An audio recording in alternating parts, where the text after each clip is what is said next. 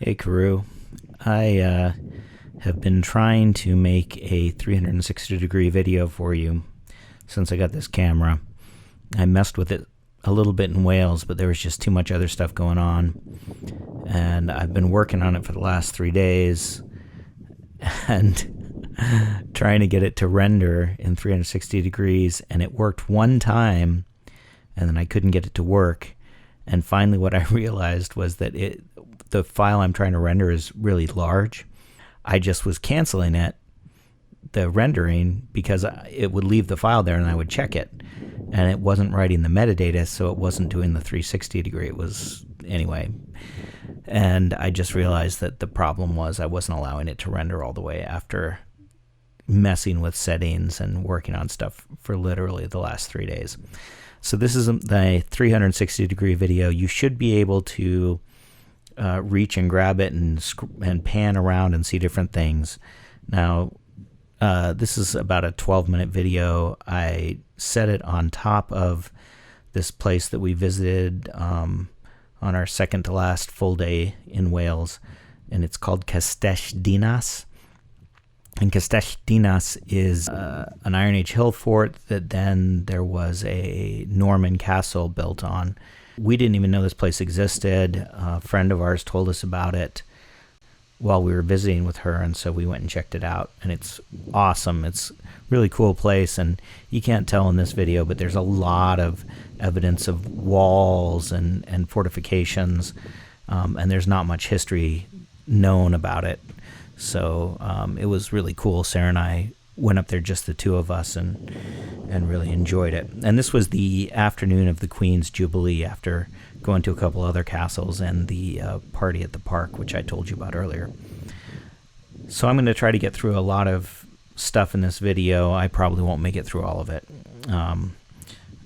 First of all, actually I'm going to skip ahead and talk about the people that we saw on this trip, because a big part of this particular trip was visiting with people. And so you know about Phil and Kathy, who we brought for the first week, but on the first Monday we were in North Wales. We met up with some folks who we'd all met before. It was Claudia and her husband Helmut, who came over from Germany to meet with us, and then Bridget and Margaret, both of whom Margaret lives in Conwy, Bridget lives in Llandudno, which is just a little ways over from Conwy.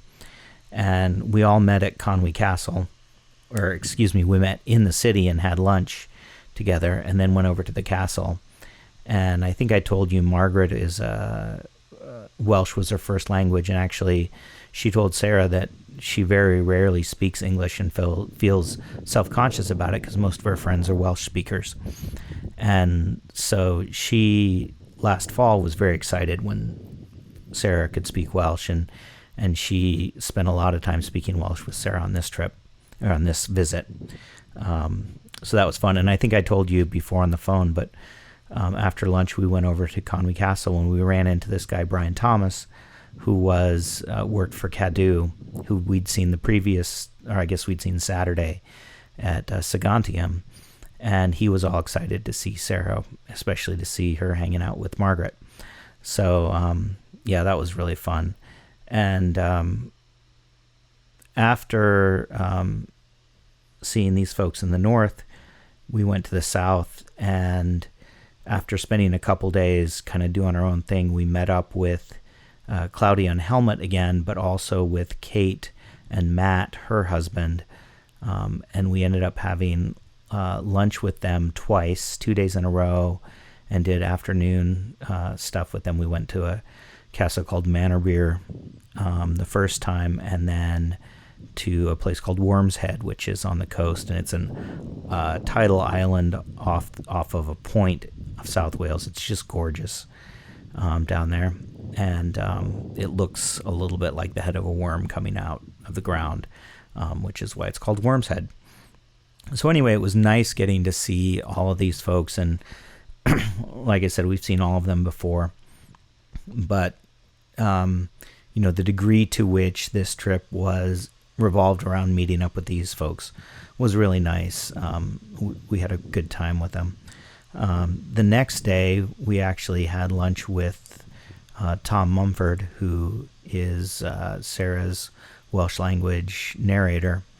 And I think I told you some of this, but Tom is an actor, voice act. Well, he's an actor.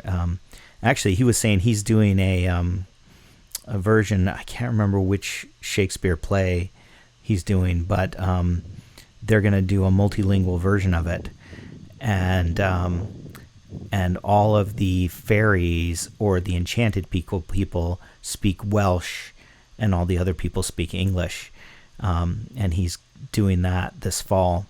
And there's a chance he'll be doing it when we're there, in which case we might be able to go see it.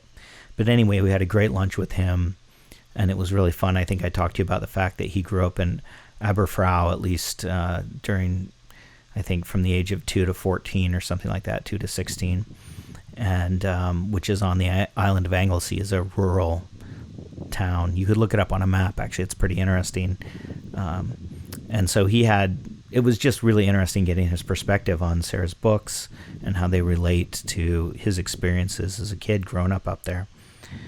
And then finally, we actually saw Helen and Michael for 3 days, portions of 3 days, the last kind of 3 full days we were there. And so we got there in the afternoon of one day, and Helen and Michael took us to a place called Tretower, where we walked around, and then Helen took us for a walk.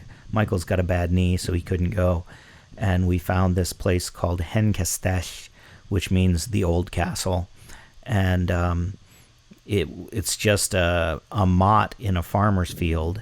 And when you get up and start looking around, you can see evidence of, once again, walls, and actually it had a moat around it.